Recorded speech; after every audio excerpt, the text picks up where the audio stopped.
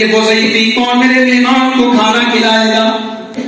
ایک انصاری صحابی کھڑے ہو گئے، یا رسول اللہ آپ کے مہمان کو میں کھانا کھلاؤں گا۔ یہ بھی نہیں کہ گھر میں جا کر کے بیوی سے پوچھ لیتے کہ روٹی ہے کہ نہیں ہے، کھانا ہے کہ نہیں ہے۔ نبی کا مہمان ہے، اے اللہ کے نبی میں کھانا کھلانے کو تیار ہوں۔ گھر آئے، بیوی سے پوچھا مہمان کو لے کر کے آیا ہوں۔ بیوی نے برا نہیں مانا، بیوی کے ماتھے پر بل نہیں آیا، بیوی نے غصے کا اظہار نہیں کیا، تڑپ کر کے کہنے لگی لیس عندنا الا قوت صبیاننا، اے میرے شوہر آج تو ہمارے بھی کھانے بھر کا کھانا نہیں ہے، آج تو بچوں کے کھانے بھر کا کھانا ہے، آج صرف اتنا کھانا ہے کہ بچے کھا سکتے، ہم بھی نہیں کھا سکتے، مہمان کیسے کھائے گا؟ کوئی بات نہیں، ایک کام کرو، نو بالاطفال، بچوں کو بہلا کے سلا دو، میں مہمان کو لے کے آتا ہوں، کھانے کے ٹائم اطفئ السراج، چراغ کو بجھا دینا۔ یہ مسلم بخاری اور مسلم کی روایت پڑھ کے سنا رہا ہوں۔ مہمان کو لے کے آؤں گا، تم چراغ کی بتی بجھا دینا، ہم دونوں میاں بیوی اپنا پیٹ خالی رکھ کے سو جائیں گے، مہمان ہے، نبی کا مہمان ہے، کھانا کھائے۔ چنانچہ ایسا ہی کیا، مہمان کو لے کے آئے، کھانے کے ٹائم بتی بجھا دی، اپنے سامنے خالی پلیٹ رکھ لی، منہ چلاتے رہے، مہمان کو لگا یہ بھی کھا رہے ہیں، مہمان نے بیچارے نے پیٹ بھر کے کھانا کھایا۔ صبح وہ صحابی اللہ کے نبی کے پاس آئے، اللہ کے نبی نے فرمایا عجیب اللہ من فعالکما، اے میرے صحابی تم دونوں میاں بیوی کا عمل اللہ تعالیٰ کو بہت پسند آ گیا ہے، اور اللہ نے تمہاری فضیلت میں قرآن کی آیت نازل کر دی ہے وَيُؤْثِرُونَ عَلَىٰ أَنفُسِهِمْ وَلَوْ كَانَ بِهِمْ خَصَاصَةٌ، میرے نبی کے صحابہ تو وہ ہیں جو خود بھوکے رہ کر کے دوسروں کو کھلایا کرتے ہیں، وہ اپنی تکلیف کو قربان کر کے دوسروں کی مدد کرتے ہیں۔ جنگ یرموک کا واقعہ بھی آپ یاد کریں، جنگ ختم ہو گئی، میدان میں زخمی پڑے ہوئے ہیں، ایک آدمی پانی پلانے کے لیے جاتا ہے اور ایک صحابی کے منہ میں پانی کا قطرہ ڈالنے والا ہے، تبھی بغل میں سے آواز آئی پانی، اس نے کہا جاؤ پہلے میرے بھائی کو پانی پلا دو، وہ زیادہ پیاسا معلوم ہو رہا ہے۔ پانی کا مشغلہ لے کر وہ پانی پلانے والا دوسرے کے پاس پہنچا اور اسے پانی پلانے والا ہے، تیسری آواز آ جاتی ہے پانی، اس نے کہا نہیں نہیں جاؤ میرے بھائی کو پیاس لگی ہے، جاؤ پہلے اسے پانی پلا دو۔ پانی پلانے والا تیسرے کے پاس پہنچا، اس کے منہ میں پانی ڈالنے لگا، پانی پہنچنے کے پہلے اس کی جان نکل گئی، اس کی روح اس کے بدن سے نکل گئی، پلٹ کر کے دوسرے کے پاس آیا، دیکھا وہ بھی اللہ کو پیارا ہو چکا ہے، پلٹ کر کے پہلے کے پاس آیا، دیکھا وہ بھی اللہ کو پیارا ہو چکا ہے۔ میرے پیارے بھائیوں، یہ انصاف کا یہ قربانی تھی جس کی مثال میرے نبی کے صحابہ نے پیش کی۔ اشداء علی الکفار، وہ اللہ کے دشمنوں کے لیے بڑے سخت تھے، رحماء بینہم، آپس میں کھڑے ہیں، تراہم رکعا سجدا، اور میرے نبی کے صحابہ اتنے بڑے نمازی ہیں، تم جب بھی ان کو دیکھو گے یا تو تمہیں رکوع کی حالت میں نظر آئیں گے یا تمہیں سجدے کی حالت میں نظر آئیں گے۔ آج ہمارا نوجوان بیچارہ اتنا مست ہے موبائل میں، حی علی الصلاۃ کی آواز آ رہی ہے، کوئی فرق نہیں، فجر کی نماز میں مسجد میں آ جاؤ، بیچارے 4-5 بوڑھے لوگ آپ کو ملیں گے، نوجوان بیچارہ تو رات بھر واٹس ایپ چلا رہا تھا، انسٹاگرام چلا رہا تھا، اسے کہاں اتنی فرصت ہو مسجد میں آئے گا۔ ایک نبی کے صحابہ تھے، نماز ان کی جان تھی، نماز ان کی زندگی تھی، نماز کے بغیر صحابہ جی نہیں سکتے۔ نماز کا ٹائم ہوتا تھا، اذان کا ٹائم ہو چکا ہے، اذان ابھی تک نہیں ہوئی ہے، میرے نبی بے چین ہو جاتے ہیں اور کہتے ہیں یا بلال ارحنا بالصلاۃ، اے بلال بڑی بے چینی ہو رہی ہے، نماز کا ٹائم ہو چکا ہے، جلدی سے اذان دے دو، جلدی سے نماز پڑھ لیں، جلدی سے ہمارے دل کو سکون مل جائے، جلدی سے ہمارے دل کو راحت مل جائے۔ عبداللہ بن عمر کہتے ہیں کہ نبی کے صحابہ کے دور میں اگر کوئی مسجد میں نظر نہیں آتا تھا تو 2 قسم کے لوگ مسجد میں نظر نہیں آتے تھے، ایک وہ جو منافق ہو اور ایک وہ جو بیمار ہو۔ صحت مند آدمی مسجد میں نظر نہ آئے یہ نہیں ہو سکتا، مومن ہے، مسلمان ہے اور نظر نہ آئے ایسا نہیں ہو سکتا۔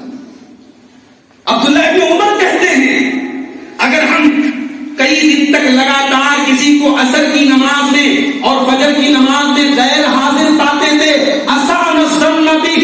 اور سمجھتے تھے وہ منافق ہو گیا ہے، اس کے ایمان پر شک کرتے تھے. یہ نبی کے صحابہ تھے، نماز کے ساتھ ان کا ایسا تعلق تھا. فجر کی نماز کا ٹائم ہے، امیر المومنین حضرت عمر فاروق فجر کی نماز پڑھا رہے ہیں، پیچھے صحابہ لائن سے کھڑے ہوئے ہیں. پہلی صف میں ابو لولو فیروز نام کا ایک پارسی غلام بھی کھڑا ہوا ہے، وہ اپنے کمبل کے اندر خنجر چھپا کر کے لایا ہے، پلاننگ کر کے آیا ہے امیر المومنین کو قتل کرنا ہے. حضرت عمر نے نماز جیسے ہی شروع کی، وہ کمبخت آگے بڑھا اور اس نے حضرت عمر کے پیٹ کے اوپر حملہ کیا. حضرت عمر کاٹ کر کے مصلی پر گرے اور مصلی پر خون بہ رہا ہے. حضرت عمر گرے لیکن فوراً عبد الرحمن بن عوف کا ہاتھ پکڑ کر کے آگے بڑھا دیا.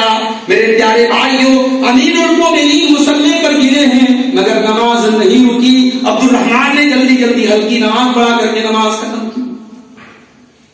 ہوش آیا تو حضرت عمر نے پوچھا، یہ بتاؤ میرے اوپر حملہ کس نے کیا؟ مسلمان نے کیا کہ مشرک نے کیا؟ کہا کہ نہیں، ابو لولو فیروز نے کیا ہے، مغیرہ کے غلام نے کیا ہے، پارسی ہے، مسلمان نے کیا. کہا اللہ تیرا شکر ہے میری موت کسی مسلمان کے ہاتھ میں ہوئی. حضرت عمر کو گھر لے کے جایا گیا، بدن سے خون بہ رہا ہے، اکڑیاں کٹ چکی ہیں، حکیم آ رہے ہیں، علاج کرنے والے آ رہے ہیں، دوا پلا رہے ہیں، دوا سے باہر نکل جا رہی ہے. یقین ہو گیا حضرت عمر کو اب بچنے والا نہیں. تھوڑی دیر کے بعد ایک نوجوان صحابی آئے. حضرت عمر کے چہرے پر بڑی گھبراہٹ کا عالم ہے، بڑی دہشت کا عالم ہے، بڑی وحشت کا عالم ہے. کہا امیر المومنین آپ کو گھبرانے کی کیا ضرورت ہے؟ آپ تو بہت پہلے ایمان لائے ہیں، آپ نے تو نبی کا ساتھ دیا ہے اور اللہ کے نبی کے انتقال کے بعد ابو بکر صدیق کا دور آیا تو آپ نے ان کا بھی ساتھ دیا ہے. پھر آپ کو خلیفہ بنایا گیا اور آپ نے عدل و انصاف کے ساتھ حکومت کی ہے اور آج آپ اللہ کی راہ میں شہید ہو رہے ہیں. اے عمر آپ کو گھبرانے کی کیا ضرورت ہے؟ اتنی ساری کامیابیاں اگر ہم کو مل جائیں تو ہم تو بھائی یہ سوچ سوچ کر کے خوش ہو جائیں گے، ہم تو جنتی ہیں، جنت کا سرٹیفکیٹ ہم کو مل گیا. عمر فاروق کہتے ہیں میرے بھتیجے، لَوَدِدْتُ كَبَابًا لَا لِي وَلَا عَلَيَّ، تو میری اتنی تعریف کر رہا ہے، تو میری اتنی بڑائیاں بیان کر رہا ہے. اے میرے بھتیجے، میں تو یہ چاہتا ہوں اللہ کیا میرا معاملہ برابر برابر پر چھوٹ جائے، میرے نام اعمال میں میری نیکیاں اور میرے گناہ برابر برابر بھی ہو جائیں، تب بھی مجھے قبول ہے، تب بھی مجھے منظور ہے. اس کے بعد وہ نوجوان چاہے گا. حضرت عمر نے دیکھا اس کا کپڑا ٹکنے کے نیچے جا رہا ہے. آج مولوی صاحب داڑھی پر تقریر کریں تو بڑا پبلک کہتی ہے مولوی کو تو کوئی اور ٹاپک نہیں ملتا، داڑھی پر تقریر کر رہا ہے، داڑھی کی کیا ضرورت ہے؟ مولوی صاحب ٹکنے کو، کپڑے کو ٹکنے کے اوپر رکھنے کی تقریر کریں، حدیث پیش کریں تو باہر پبلک کہتی ہے زمانہ اتنی ترقی کر گیا، 2022 چل رہا ہے، یہ مولوی صاحب بیچارے کپڑے میں اٹکے. میرے بھائی زمانہ 2022 کو پہنچ جائے کہ قیامت آ جائے، نبی کی حدیث 1400 سال پہلے جتنی اہم تھی آج اتنی اہم ہے اور بڑھے گی. حضرت عمر نے دیکھا کہ اس لڑکے کا، اس نوجوان کا کپڑا ٹکنے کے نیچے لٹک رہا ہے. بلوایا اس کو، مرض موت میں ہے، آخری ٹائم میں. اس نوجوان کو بلایا اور کہنے لگے ابن اخی ارفع ثوبک، اے میرے بھتیجے تو اپنے کپڑے کو ٹکنے کے اوپر کر لے، تو اپنے کپڑے کو ٹکنے کے اوپر کر لے. فَإِنَّهُ أَنْقَى لِثَوْبِكَ وَأَتْقَى لِرَبِّكَ، اسی میں تیرے کپڑے کی بھی صفائی ہے اور اسی میں تیرے رب کا تقویٰ ہے، اسی میں تیرے اللہ کا تقویٰ ہے. وہ اللہ سے ڈرتا ہے تو اپنے کپڑے کو ٹکنے کے اوپر. یہ نبی کے صحابہ تھے، نماز ان کی جان تھی. اللہ کے نبی ایک جگہ حملہ کرنے کے لیے مشرکوں کے پاس گئے، صحابہ کے ساتھ آپ نے پڑاؤ ڈالا. مشرکین کو پتا چلا عصر کی نماز کا ٹائم تھا. مشرکین نے آپس میں پلاننگ کی اور کہنے لگے عصر کی نماز کا ٹائم ہے، یہ نماز ان لوگوں کو بہت پیاری ہے، ان کے باپ دادا سے پیاری ہے، ان کی اولاد سے پیاری ہے، ان کی جان سے پیاری ہے، چلو مل کر کے حملہ کر دیتے ہیں، وہ نماز پڑھیں گے اور ان کے اوپر حملہ کر دیں. مشرکین کو بھی پتا تھا، دشمنوں کو بھی پتا تھا، صحابہ سب کچھ کر سکتے ہیں، نماز نہیں چھوڑ سکتے. اللہ اللہ کے نبی کو پتا چلا کہ ایسی ایسی پلاننگ ہو رہی ہے، آپ نے صحابہ سے کہا ہم نماز ضرور پڑھیں گے مگر ہم نماز خوف ادا کریں گے، آدھے لوگ نماز پڑھیں گے اور آدھے لوگ ہتھیار لے کر کے کھڑے رہیں گے تاکہ دشمن حملہ نہیں کر سکے۔ یہ نبی کے صحابہ۔ ایک انصاری صحابی، کھجوروں کا بہت بڑا باغیچہ تھا ان کے پاس، کھجوروں کے پکنے کا ٹائم تھا، بڑے بڑے کھجوروں کے پیڑ میں کھجوریں پک کر کے تیار تھیں، وہ ان کھجوروں کے اپنے باغ کو اپنے پیڑوں کو دیکھ رہے تھے۔ عصر کی نماز کا ٹائم ہو گیا، مسجد میں گئے نماز پڑھنے لگے، کھجوریں یاد آ رہی تھی، اپنی کھیتی یاد آ رہی تھی، بھول گئے کہ میں کتنی رکعت میں نے نماز پڑھی ہے، بھول گئے میں نے کتنی رکعت نماز پڑھی ہے۔ نماز ادا کرنے کے بعد گھر آئے اور کہنے لگے لقد اصابتنی فی مالی فتنہ، میرا مال تو میرے لیے فتنہ بن گیا ہے، میرا مال تو میرے لیے آزمائش بن گیا ہے، یہ کھجوروں کا باغ مجھے نماز سے غافل کر رہا ہے۔ عثمان غنی کا دور تھا، حضرت عثمان غنی کے پاس آئے اور کہنے لگے عثمان اے امیر المومنین، میں اپنے باغ کو اللہ کی راہ میں صدقہ کر رہا ہوں، جو باغ مجھے اللہ کے ذکر سے غافل کر دے، جس باغ کی وجہ سے نماز میں بھولنے لگوں، میں اس باغ کو اللہ کی راہ میں صدقہ کر رہا ہوں۔ اور اس باغ کو جب اللہ کی راہ میں انہوں نے صدقہ کیا، عثمان غنی نے جب اس کو بیچا تو 50,000 درہم میں وہ باغ بیچا گیا۔ یہ نبی کے صحابہ تراہم رکعا سجدا، تم ان کو جب بھی دیکھو گے تمہیں رکوع کی حالت میں نظر آئیں گے یا سجدے کی حالت میں۔ ایک ہم اور آپ ہیں میرے بھائی، صحیح سلامت ہیں لیکن ہم نماز سے دور ہیں۔ مسجدیں مرثیہ کہاں ہیں کہ نماز ہی نہ رہے، گلی گلی میں مئو کے محلے میں گلی گلی میں مسجدیں موجود ہیں مگر مسجدیں آباد کرنے والے، ایسی مسجدیں شاید پورے یو پی میں اتنی خوبصورت مسجدیں نہیں ہوں گی جتنی آپ کے مئو کے اندر، اتنی شاندار مسجدیں۔ میرے بھائی مسجدوں کو آباد کرنے کا مطلب ان کو ڈیکوریٹ کرنا نہیں، مسجدوں کو آباد نمازیوں سے کیا جاتا ہے، مسجدیں نمازیوں سے آباد ہوتی ہیں۔ تو میرے نبی کے صحابہ تمہیں جب بھی نظر آئیں گے یا تو رکوع کی حالت میں نظر آئیں گے یا سجدے کی حالت میں نظر آئیں گے۔ یبتغون فضلا من اللہ ورضوانا، اور میرے نبی کے صحابہ دکھاوے کے لیے کوئی کام نہیں کرتے، وہ اللہ کو راضی کرنے کے لیے ہر کام کرتے ہیں۔ نبی اکرم نے تقریر کی، خطبہ دیا اور لوگوں کو ابھارا کہ صدقہ کرو، خیرات کرو۔ حضرت عبد الرحمن بن عوف آئے اور ڈھیر ساری چاندی انہوں نے اللہ کی راہ میں صدقہ کر دی۔ ایک غریب صحابی آئے اور انہوں نے ایک مٹھی گیہوں لا کر کے، ایک مٹھی جو لا کر کے اللہ کی راہ میں صدقہ کیا۔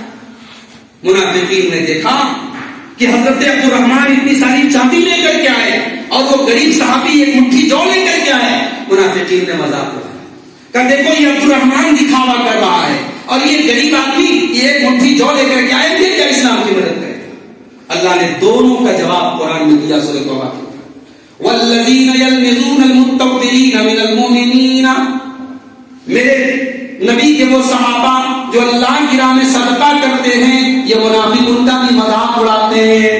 والذین لا یجدون الا جهدهم، اور یہ ان کا بھی مذاق اڑاتے ہیں جو بیچارے مزدور ہیں، غریب ہیں، جو اپنی مزدوری لا کر کے اللہ کی راہ میں دے دیتے ہیں۔ بعض صحابہ تو ایسے بھی تھے، دن میں کام کرتے تھے لیکن اس کمائی سے اپنا پریوار چلاتے تھے، اپنے بال بچوں کا پیٹ۔ نبی نے جب اعلان کیا کہ اسلام کو تمہاری مدد کی ضرورت ہے تو ان غریب صحابہ نے رات کو کام کیا، نائٹ شفٹ میں کام کیا، لکڑیاں اٹھائیں، لوگوں کے بوجھ اٹھائے، اور رات کی جو کمائی ہوئی، تھوڑی سی کھجور ملی، تھوڑی سی جو ملی، تھوڑا سا گیہوں ملا، انہوں نے لا کر کے اللہ کے رسول کے قدموں میں رکھ دیا۔ سچے لوگ تھے میرے بھائی، سچے لوگ تھے، ان کے اندر ریاکاری نہیں تھی، ان کے اندر دکھاوا نہیں تھا۔